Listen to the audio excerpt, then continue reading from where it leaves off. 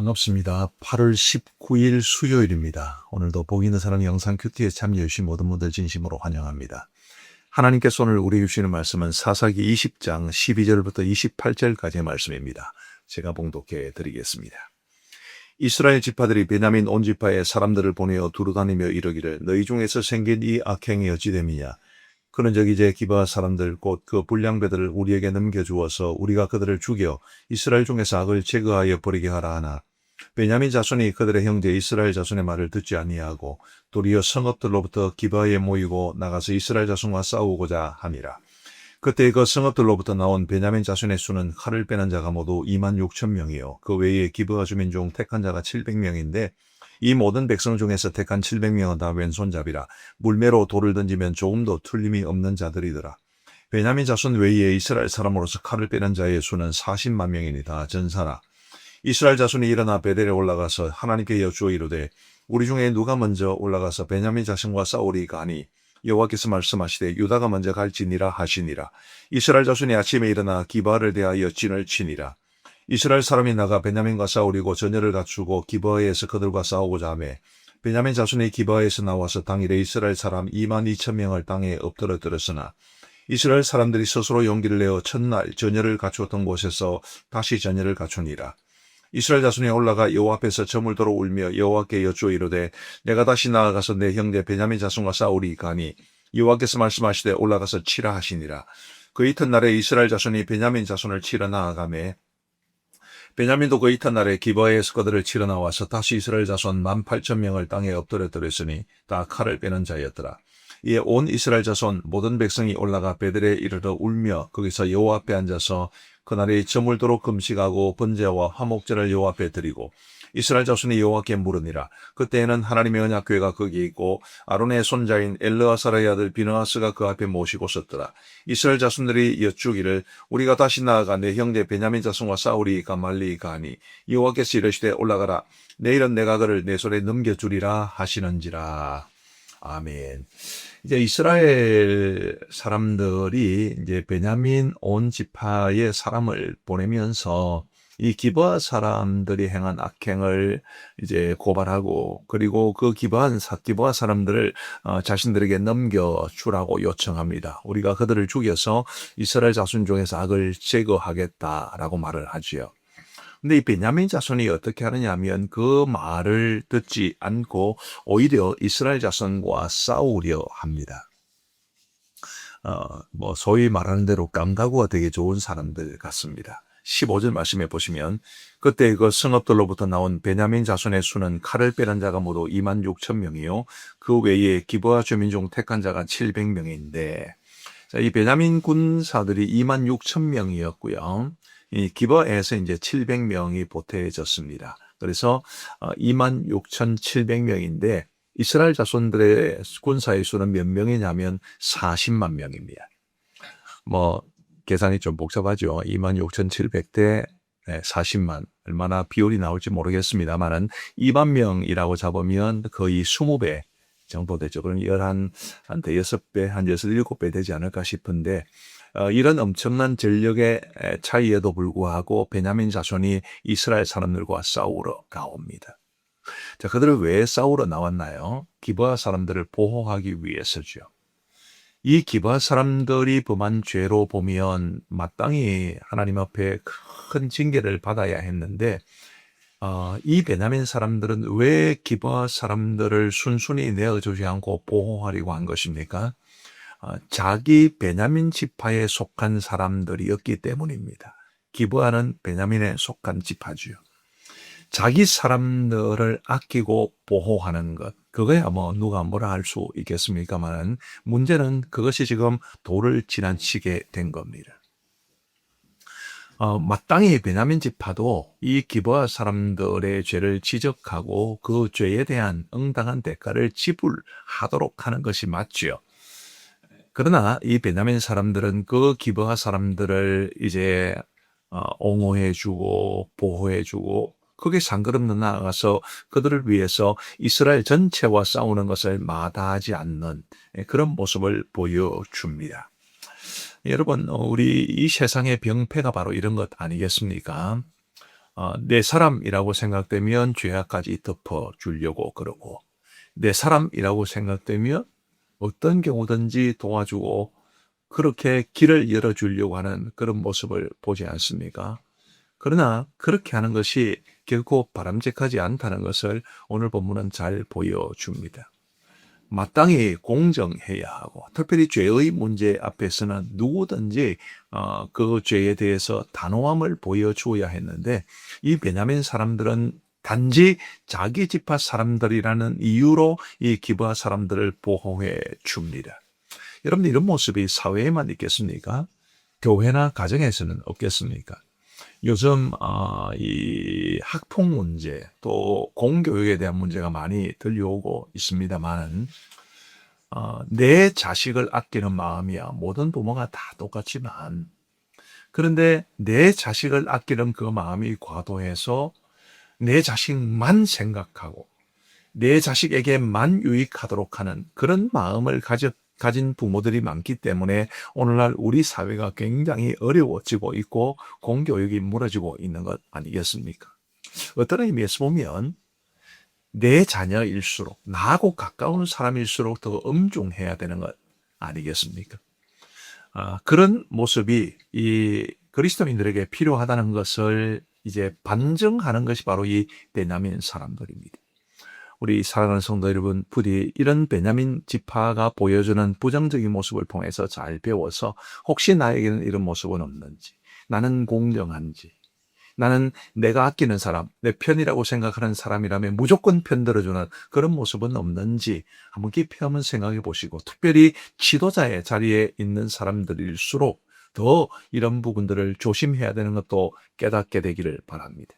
교회 안에 직분자를 세울 때도 같은 지역 출신이라고 더 감싸고 더 표를 몰아주고 그런 모습도 합당치 않다는 것을 오늘 이 본문을 통해서 볼 수 있습니다. 공정하게, 특별히 죄 문제 앞에서는 누구든지 그 죄에 대해서 대단히 단호하게 해야 된다는 것을 꼭 기억하시고, 내 편이라고, 나와 같은 이 성향을 가진 사람이라고, 내가 아끼는 사람이라고 무조건 편들어주는 그런 모습이 없게 되기를 바라는 마음 간절합니다. 자, 그렇게 해서 이스라엘 백성들 전체와 이제 베냐민 지파가 싸우게 되는데, 이스라엘 지파가 열 몇 배나 많은 군사의 수가 있었음에도 불구하고 두 번이나 패합니다. 첫 번째 전투에서 패했을 때 22,000명이 죽었고요. 두 번째 전투에서 18,000명이 죽었으니까 두 번의 전투에서 무려 4만 명이나 되는 군사를 잃었습니다. 그러니까 우리가 이제 여기에서 한 가지 궁금한 점이 생깁니다. 왜 하나님께서 이 이스라엘 사람들로 하여금 두 번의 전투에서 패하게 하셨을까? 왜 4만 명이나 되는 사람들을 죽게 하셨을까? 바로 그 질문이지요. 분명히 베냐민 지파가 잘못한 것처럼 보입니다. 그런데 왜 이스라엘이 전투에서 패했을까? 여러분, 이게 사사시대라는 것을 기억하셔야 되고요. 사사시대가 얼마나 영적으로 어둡고 혼탁한 시대였는지를 보여주는 실제 사례라는 측면을 고려하셔야 됩니다. 그래서 단히 말하면 이 기브아 사람들뿐만 아니라 베냐민 지파도, 또 베냐민 지파뿐만 아니라 이스라엘 자손들 전체도 하나님 앞에서 심히 큰 죄를 저질렀기 때문에, 그래서 하나님께서 그 이스라엘을 징계하신 것이다, 그렇게 보셔야 할 겁니다. 물론 이제 나중에 가면 베냐민 지파도 크게 패합니다. 거의 지파가 없어질 정도만큼 그렇게 엄청난 피해를 입습니다. 그러나 그 베냐민 지파뿐만 아니라 이스라엘 자손 전체적으로도 회개해야 될 것이 너무나 많다, 바로 그것을 깨우쳐 줍니다.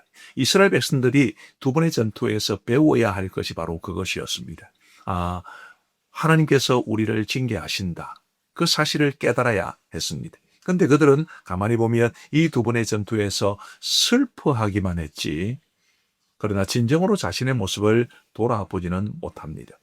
자, 첫 번째 전투에서 패하고 난 이후에 23절 말씀해 보시면, 이스라엘 자손이 올라가 여호와 앞에서 저물도록 울며 여호와께 여쭈어 이르되 내가 다시 나아가서 내 형제 베냐민 자손과 싸우리까 하니, 저물도록 울며, 슬픔은 있었지만은 회개했다는 기록은 역시 없습니다.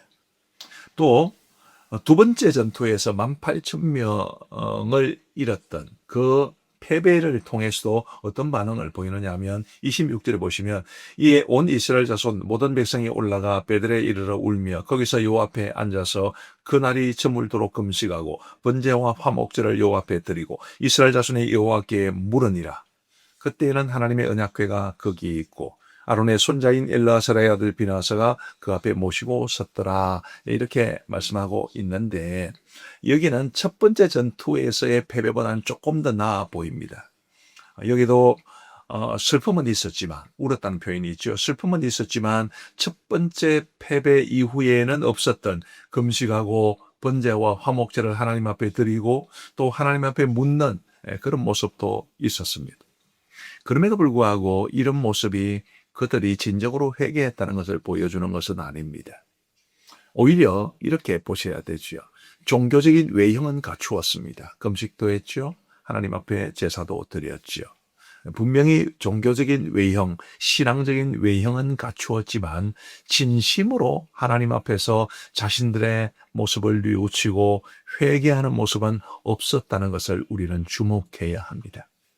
우리 사랑하는 성도 여러분, 이 전쟁에서의 패배, 이것은 곧 슬픔이고 또 실패고 또 고난이고 그렇지 않겠습니까? 비극이고 그런 일들이 우리에게 닥칠 때 우리가 정말 마음 써서 해야 될 것은 우리의 모습을 깊이 돌아보고 과연 이 실패, 이 비극적인 일을 통해서 이 고난을 통해서 하나님께서 우리에게 원하시는 것이 뭔가 그것을 깨달아야 했습니다.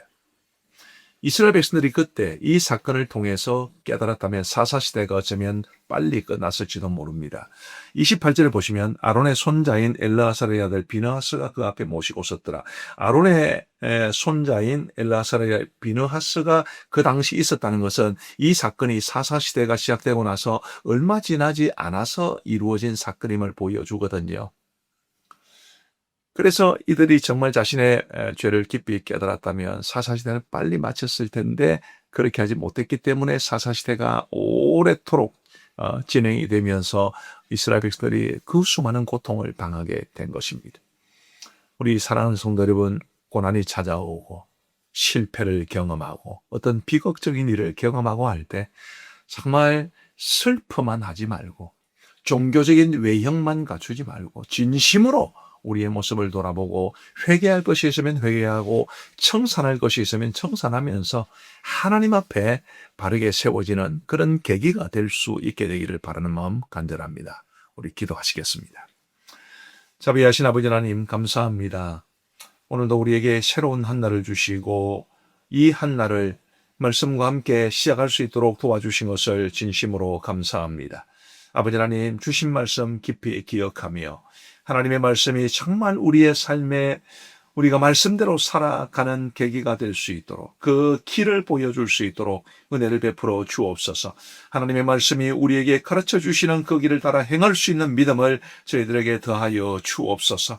아버지 하나님 오늘도 복 있는 사람 영상 교태에 참여하신 모든 분들을 주께서 복을 주시고 이 하루의 삶을 살아가는 동안에도 하나님의 은총 가득할 수 있도록 인도하여 주옵소서. 아버지 하나님 우리 복 있는 사람 영상 교태에 참여하신 모든 분들의 가정을 복 주시고 믿음으로 하나 될 수 있도록 도와주시고 간절히 기도하는 소원들이 응답되게 하여 주시며 가정과 생업이 또 자녀들의 앞날이 하나님의 은총을 누릴 수 있도록 인도하여 주옵소서. 오늘은 수요일입니다. 전국 각지에서 수요기도를 모이는 교회들마다 하나님께서 크신 복을 내려주시기를 간절히 원하옵고 수요 예배가 수요 기도회가 더욱더 뜨거워질 수 있도록 은혜를 베풀어 주옵소서. 인도네시아 사회에 가시는 정승찬 양경화 선교사님 기억하시고 현지 교회와 아름답게 동행하셔서 선교의 열매 아름답게 맺어갈 수 있도록 인도하여 주시기를 간절히 원하오며 우리 구주 예수 그리스도의 이름으로 기도하옵나이다. 아멘.